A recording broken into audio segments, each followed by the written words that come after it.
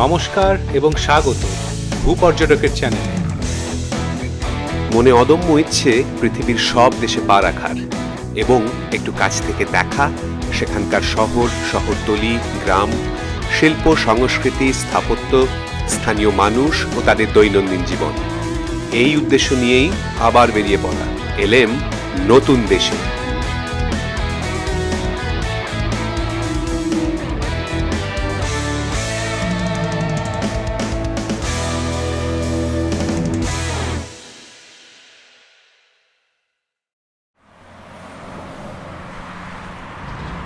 দুরেস বেরাট আর রাজধানী তিরানার পর এবার অ্যালবেনিয়া সফরের দুটি ভিন্ন মেরু স্পর্শ করার পালা। প্রথম দিন যাব দেশের উত্তরে, দেখতে অ্যালবেনিয়ান অ্যালপসের রুক্ষ প্রকৃতি এবং থেতের ব্লু আই, আর দ্বিতীয় দিন রওনা দেব দক্ষিণে, পাথরের শহর জিরোকাস্ত্রা সঙ্গে সারান্দার ব্লু আই। তিরানা থেকে ঘন্টা তিনেকের পথ থেত, মাঝে লেক্স কাদারের ছোট শহরে একটা ব্রেকফাস্ট স্টপ। দেশের প্রকৃতি ও ইতিহাসের দুই বিপরীত দিক উপভোগ করতে বেশ অনেকগুলো লম্বা গাড়ির সফর থাকবে এই দুদিনে। অ্যালবেনিয়ার উত্তরাঞ্চলে অবস্থিত অ্যালবেনিয়ান অ্যালপস, স্থানীয়রা বলেন অভিশাপপ্রাপ্ত পর্বতমালা। দৃশ্যত রুক্ষ এই পর্বতমালাটি সুপরিচিত তার তীক্ষ্ণ চূড়া, সুগভীর উপত্যকা এবং কার্স্ট ভূমিরূপের জন্য। এই অঞ্চলটি ঐতিহাসিকভাবে বিচ্ছিন্ন হওয়ায় এর পরিবেশ বেশ আদিম এবং চারিত্রিকভাবে সুইজারল্যান্ড বা মধ্য ইউরোপের আল্পস থেকে অনেকটাই আলাদা। কেবল কার, ট্রেন কিংবা বিলাসবহুল রিসোর্ট এখানে নেই। অ্যালবেনিয়ান অ্যালপস এখনও কম উন্নত এবং অপেক্ষাকৃত দুর্গম। আধুনিক ইউরোপ থেকে দূরে সুযোগ করে দেয় এক ঐতিহ্যবাহী এবং খাঁটি অভিজ্ঞতার।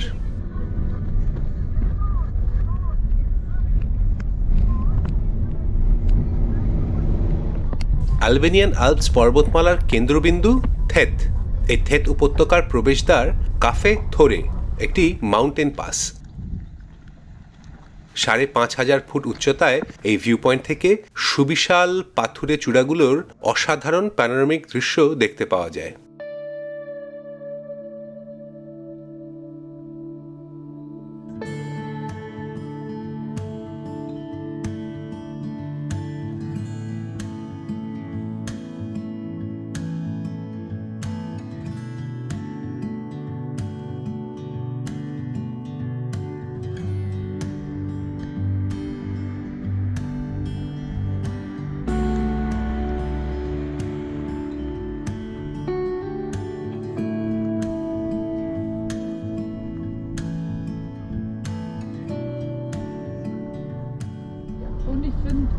অ্যালবেনিয়ান অ্যালপসকে বলা হয় দ্য লস্ট পার্ল অফ স্কিপেরিয়া।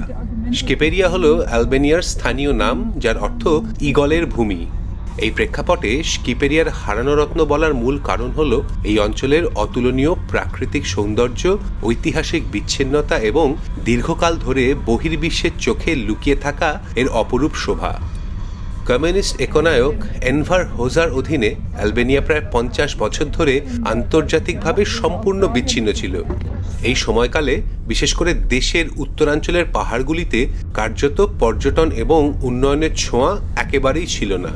দুর্গম রাস্তা এবং দুর্বল পরিকাঠামোর কারণে বহু বছর ধরে এই রত্নটি ইউরোপের মানচিত্রে হারানো ছিল, তাই এই নাম দ্য লস্ট পার্ল অফ স্কিপেরিয়া।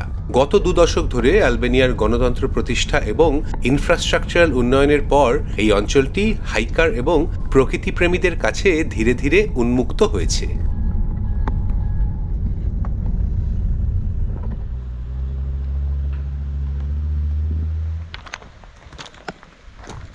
থেত অঞ্চলের এন্দারলাইসি গ্রাম থেকে হাইক করে যেতে হবে থেতের ব্লু আই দেখতে।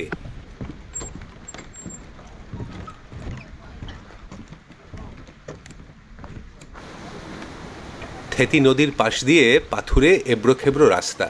গাইড বলেছেন মোটামুটি আধ ঘন্টার পথ।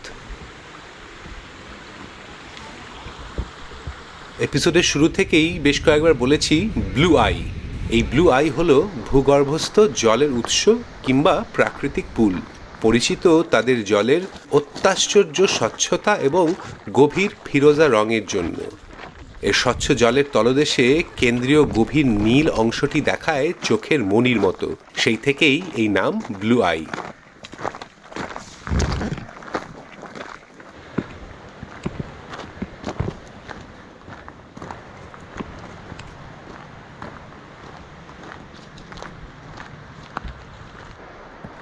এই প্রাকৃতিক আকর্ষণ আলবেনিয়াতে দু জায়গায় রয়েছে, এক এই থেথ ন্যাশনাল পার্কে এবং অন্যটি দক্ষিণে সারান্দের কাছে, যেখানে যাব কাল।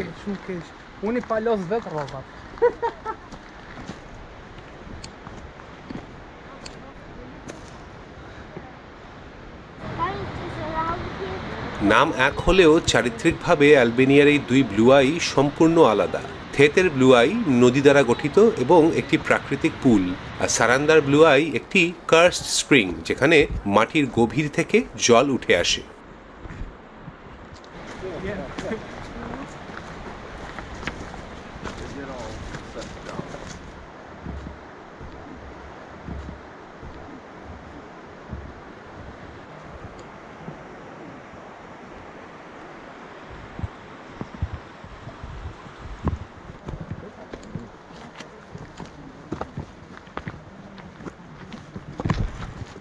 এই হাইকটা ছোট হলেও বেশ একটা অ্যাডভেঞ্চার রয়েছে, কারণ পথ একেবারেই সুসজ্জিত বা মসৃণ নয় এবং বেশ কিছু জায়গায় শূন্যে রাস্তা বানানো হয়েছে কাঠের পাটাতন দিয়ে।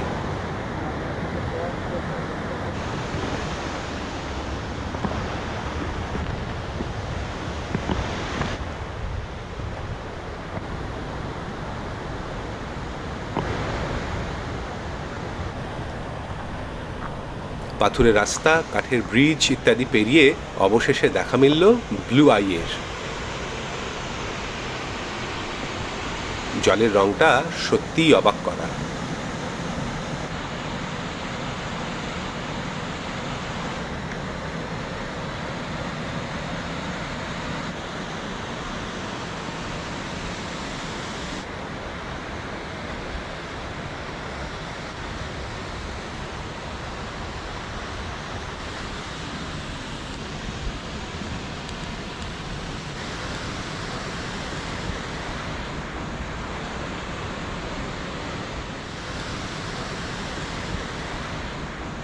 গাছের ডাল আর কাঠ দিয়ে বানানো এই সরু নড়বড়ে সিঁড়ি দিয়ে নেমে আরও কাছ থেকে চাক্ষুষ করা যাবে এই প্রাকৃতিক বিস্ময়।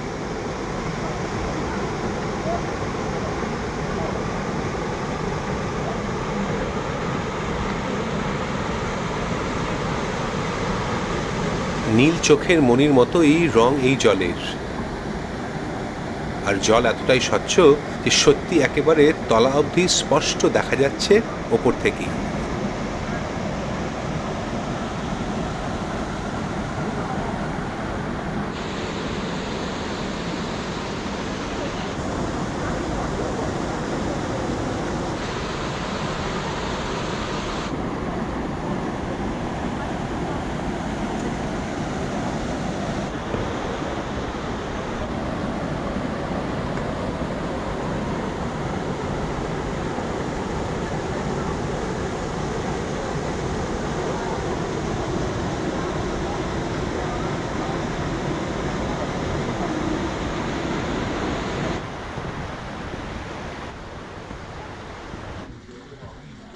জঙ্গলের পথ পেরিয়ে ফেরত সেই স্টার্টিং পয়েন্টে।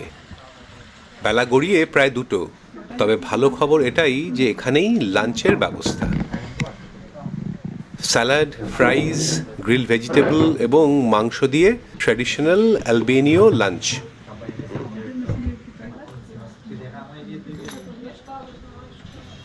So this is veal meat and this is chicken.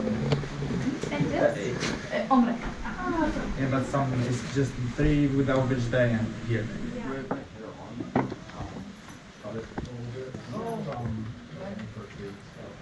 I'll check in the fire. Kiedyś Pizza. Yeah, you understand?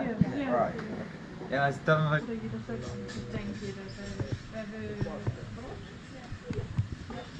খাওয়া দাওয়া সেরে এবারে রওনা থেথ গ্রামের দিকে।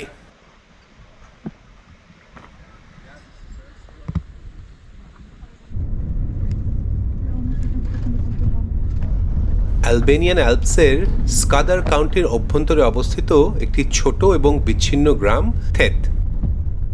ডিম্বাকৃতি উপত্যকায় শান্তভাবে অবস্থিত এই গ্রাম, চারপাশে হালকা বরফে ঢাকা রুক্ষ পর্বতচূড়া, তাদের নাম মায়া ই আরাপিত এবং মায়া ই জেজেরস্তা, আক্ষরিক অর্থেই মায়াবী। গ্রামের কেন্দ্রস্থলে একটি ক্যাথলিক গির্জা, স্থানীয় নাম কিসা ই থেতিত। 1892 সালে নির্মিত এই গির্জাটির নকশা একেবারেই সরল, এর স্থাপত্য অত্যন্ত সাধারণ এবং মার্জিত।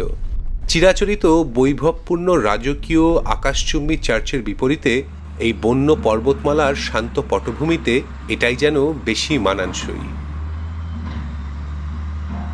ঐতিহ্যগতভাবে থেতের বাসিন্দারা রোমান ক্যাথলিক এবং তারা বহু শতাব্দী আগে এই দুর্গম অঞ্চলে বসতি স্থাপন করেছিল। এই পাহাড়ি মানুষদের সামাজিক ও বিচারিক ব্যবস্থায় উল্লেখযোগ্য মধ্যযুগীয় আলবেনীয় মৌখিক আইন সংকলন, যার আনুষ্ঠানিক নাম কানুন। হ্যাঁ, আমাদের হিন্দির মতোই, দুটোরই উৎপত্তি গ্রিক শব্দ কানন থেকে। এই কানুনের কঠোর বিধান অনুযায়ী যদি এক পরিবারের কেউ অন্য পরিবারের সদস্যকে হত্যা করত, ক্ষতিগ্রস্ত পরিবার প্রতিশোধ হিসেবে প্রথম পরিবারের একজন পুরুষ সদস্যকে হত্যা করার অধিকার রাখত। এই রক্তক্ষয়ী প্রতিশোধের চক্র থেকে অপরাধী বা বিবাদে জড়িত পুরুষদের সাময়িক সুরক্ষার জন্য ব্যবহার করা হতো পাথর দিয়ে তৈরি দৃঢ় এবং জানালাবিহীন লক ইন টাওয়ার। স্থানীয় ভাষায় কুলা যে এঙ্গুইমেত। দাঁড়িয়ে আছি সেই টাওয়ারের সামনে।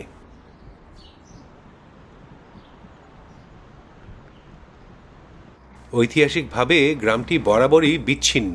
একসময় জনসংখ্যা প্রায় শূন্যের কোঠায় নেমে গেলেও বর্তমানে বালকান পিস ট্রেইলের মতো হাইকিং রুটের জনপ্রিয়তার কারণে হাইকারদের জন্য তৈরি হয়েছে বেশ কিছু গেস্ট হাউস। পর্যটনের হাত ধরে থেত আবার প্রাণবন্ত হয়ে উঠেছে।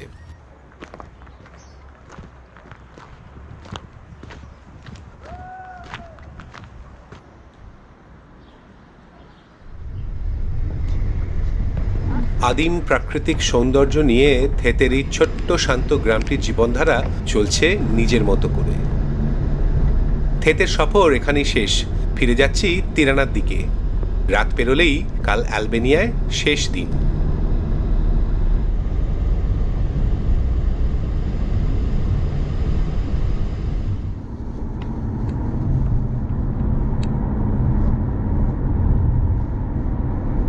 এপিসোডের শুরুতেই বলেছিলাম যে অনেকগুলো লম্বা গাড়ির সফর থাকবে এই দুদিনে। সত্যিই তাই, কাল প্রায় 7-8 ঘন্টা গাড়িতে সফর করেছি, আজকেও তার কাছাকাছিই হবে। 3 ঘন্টার পথ কাভার করে পাড়ি দেব দেশের দক্ষিণ প্রান্তে। প্রথম গন্তব্য সারান্দার ব্লু আই।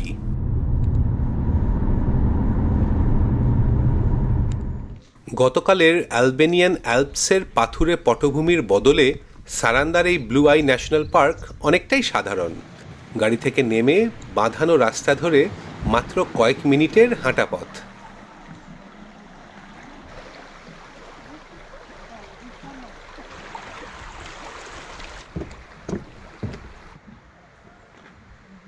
পারিপার্শ্বিক পরিবেশের সাথে সাথে চারিত্রিকভাবেও সম্পূর্ণ আলাদা সারান্দার ব্লু আই।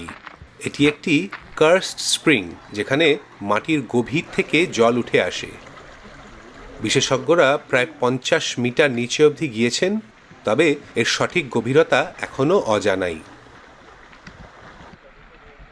পুলের কেন্দ্রের রং নীল এবং আশেপাশে ফিরোজা রং মিলিয়ে এটিকেও দেখায় ঠিক চোখের মতোই। ভূগর্ভ থেকে উঠে আসা ঠান্ডা জল বয়ে চলেছে অবিরাম, আর চারদিকে বনে ঘেরা শান্ত প্রকৃতি।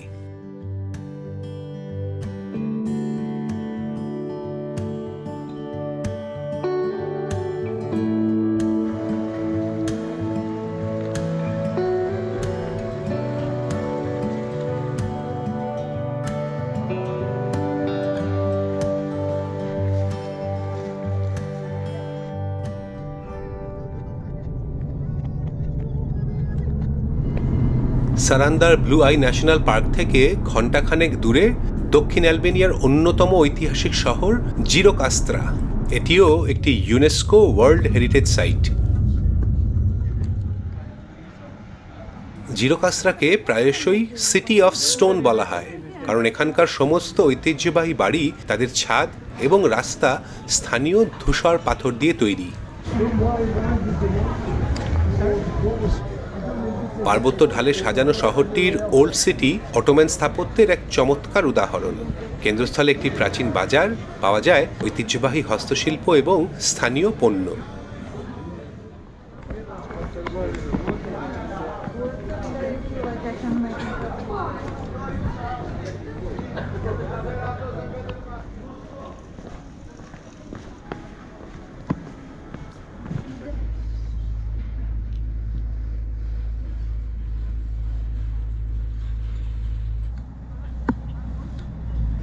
জিরোকাস্ত্রা ওল্ড সিটির সবচেয়ে ভালোভাবে সংরক্ষিত অটোমান আমলের বাড়ি স্ক্যান্ডুলি হাউস।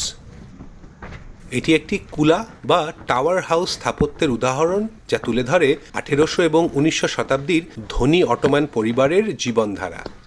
আলবেনীয় লোক স্থাপত্য এবং সামাজিক কাঠামোর একটি জীবন্ত উদাহরণ।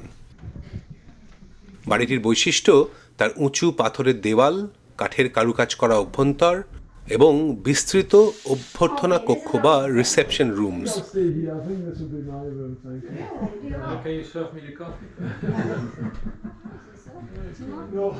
সঙ্গে বহু সংখ্যক বৃহতাকার জানালা, যেখান থেকে দেখা যায় জিরোকাস্ত্রা শহর।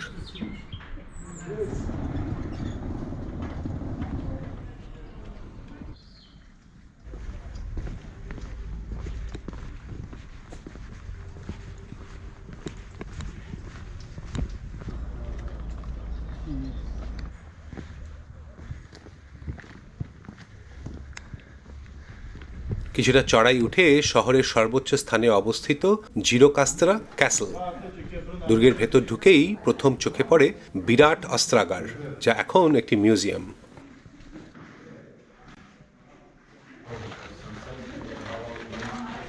ক্যাসলের মূল আকর্ষণ এর বিরাট এই ছাদ। So it was one prince, Alipas Tepelen. He was born in Tepelen. This city was built.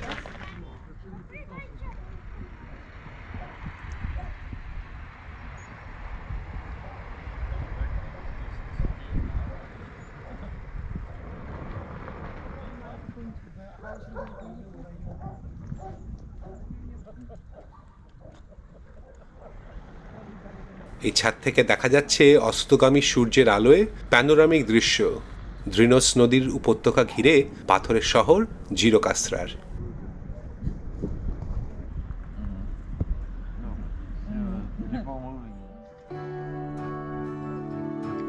দুর্গের ঘড়ি জানান দিচ্ছে দিনের প্রহর শেষ, সেই সঙ্গে আলবেনিয়া ভ্রমণের পর্ব। এবারে বাড়ি ফেরার পালা। ইউরোপের এই বালকান সফরে ঘুরে দেখলাম সার্বিয়া, নর্থ ম্যাসেডোনিয়া, কোসোভো ও সবশেষে আলবেনিয়া। দেশগুলো ছোট হলেও তাদের গল্পগুলো ছোট নয়। আশা রাখছি খুব তাড়াতাড়ি আবার বেরিয়ে পড়ব নতুন কোনো দেশের উদ্দেশ্যে, নতুন কিছু গল্প শোনাতে। সঙ্গে থাকুন ভূপর্যটকের চ্যানেলে।